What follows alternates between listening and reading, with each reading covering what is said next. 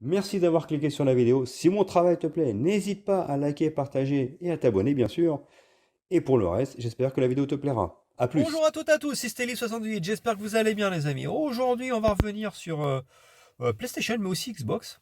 Je crois que cette génération de machines, ça fait depuis longtemps que je le dis, quasiment depuis le début, c'est une génération de merde, une génération ratée, une génération absolument lamentable. C'est la première fois de toute ma vie de gamer que je vois qu'une machine au bout de 4 ans, au lieu de diminuer de prix, ce qui est normalement le cas, augmente de tarif. Et là, en l'occurrence, on va parler de PlayStation, qui encore une nouvelle fois augmente le tarif de sa PlayStation 5, bien sûr.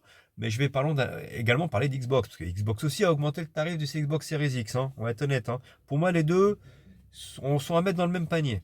Donc, comment expliquer qu'une machine, après 4 ans de sortie, augmente de tarif au lieu de baisser? Alors, leur excuse à la con hein, sur le plan marketing, c'est ouais, mais non, mais c'est parce que suite au Covid, il y a eu les coûts des matières premières qui ont augmenté, donc aujourd'hui on ne peut pas baisser le prix de nos machines parce que blablabla, blablabla. Foutage de gueule. Je pense qu'une entreprise, plus elle a de l'argent, plus elle veut générer d'argent. Tout simplement. Et là, je parle que ce soit Sony ou Microsoft. Le problème, c'est que c'est nous autres joueurs qui ont payé le pot cassé.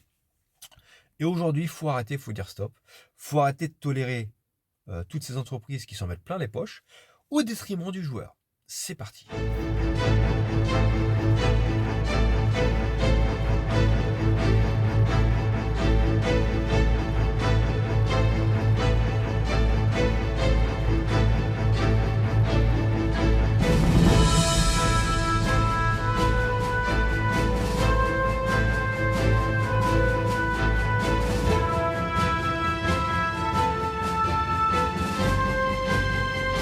Alors, déjà d'une, je tiens à préciser que je ne comprends pas ce site Xboxygène, lol. Xboxygène est le premier site Xbox qui clash Xbox et qui ne fait que de la pub pour PlayStation. Changez de nom. Non mais changez de nom en fait, c'est un site absolument lamentable. Moi par exemple, je sais que le site PlayStation ne parle que de PlayStation. C'est normal, c'est le site PlayStation. Je ne les vois jamais parler de Nintendo ou de Microsoft. Alors qu'Xboxygène, en fait, il s'appelle Xboxygène, mais il ne parle, enfin il ne parle rarement. Il parle d'Xbox bien sûr, souvent en les clashant, hein. Mais ils font souvent de la pub pour Sony, pour Nintendo, donc je comprends pas ce site en fait. C'est quoi son identité? T'appelles pas Xboxygène si tu parles de tout en fait.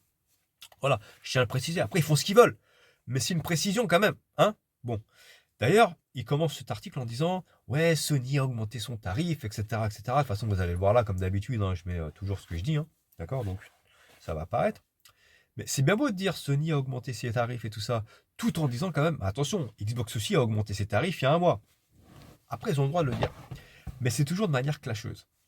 Maintenant, moi, je vous parle de manière neutre, tout ça, comment je suis. Moi, je ne tolère pas aujourd'hui que ces deux machines, PS5 Xbox Series X, enfin c'est Xbox Series parce qu'il y a aussi la S, qui sont sorties en 2020, aujourd'hui il y a encore leur tarif qui augmente. C'est-à-dire que deux machines qui coûtaient 499, nous avons aujourd'hui la PlayStation 5 et l'Xbox Series soit qui sont à 549, qu'ils ont augmenté de 50 euros, même si la Series X on la retrouve encore à 499 dans l'ensemble. C'est quand même plus facile de la trouver à 499 au prix de base que la PlayStation 5. Sauf qu'aujourd'hui, on se rend compte que, si je ne me trompe pas, hein, après il y a tellement de variations de prix, excusez-moi, hein, il me semble qu'aujourd'hui, pour acquérir la PlayStation 5, écoutez, hein, ça va dépasser les 600 euros. Wow, tu passes de 499 hein, à 600 euros. Waouh. Où t'as vu, toi, une machine qui augmente de prix au bout de 4 ans? N'importe quelle machine, n'importe quel produit baisse de prix systématiquement après une certaine période. Là, c'est tout le contraire. Sur cette génération de machines, les prix augmentent. D'accord? Alors, si je ne me trompe pas, je crois que justement que la PlayStation 5 va coûter pas loin, plus de 600 euros, je crois que c'est 620, un truc comme ça. Et Xbox, avec cette augmentation de tarif, va stagner entre 560 et 570 euros. Alors, ce sera moins cher que la PlayStation 5, toujours, mais ça reste toujours plus cher que le prix de base qui a été vendu à 499. Donc au final, je me dis, qu'est-ce que c'est que ce foutage de gueule? Les deux machines, hein, je parle pour les deux constructeurs. Bah, arrêtez vos conneries. Si en plus on avait la pleine puissance de ces machines en se disant quand même, ça vaut le coup, c'est des machines qui envoient du bois, hein, la 4K, 60 FPS stable, c'est des machines irréprochables, même pas.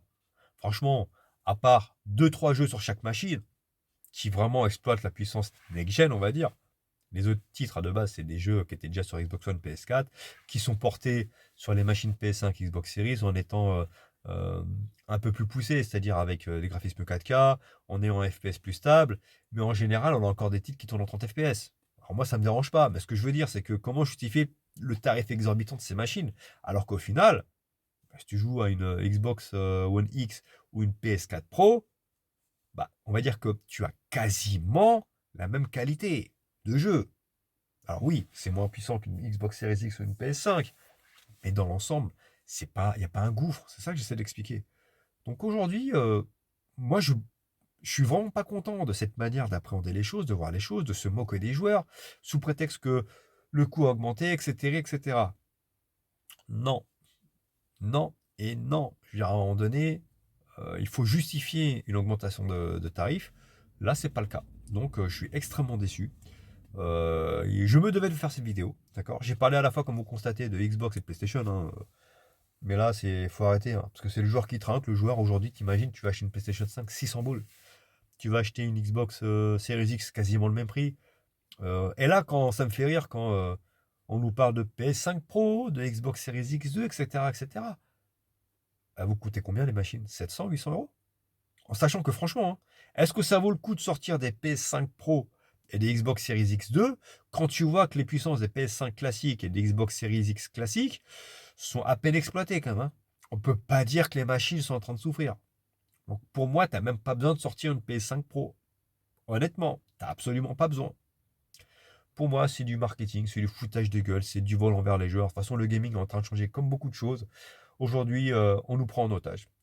Donc, j'ai envie de dire, Xbox, PlayStation, même merde. Au final, le mieux c'est Nintendo, parce que Nintendo, ils s'en foutent de la puissance. Ils font leur petit bis-bis à côté, là.